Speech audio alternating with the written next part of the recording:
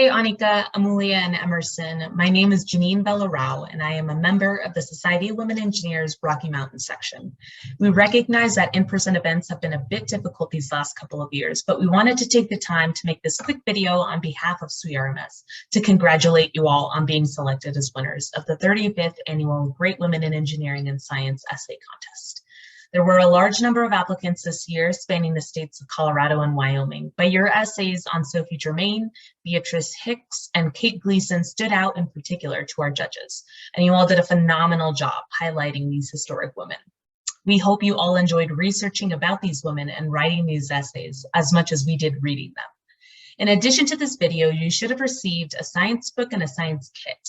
We hope that through them, you will be inspired to continue learning about historic figures in STEM and embrace your curiosity to experiment and be hands-on, just like many of these women were throughout their education and careers. I want to thank you again for your submission to the 2022 SWE-RMS Essay Contest, and a special thank you to Ms. Puckett for your sponsorship of these wonderful students. Congratulations on behalf of SWE-RMS, and we wish you the best of luck with the remainder of the school year.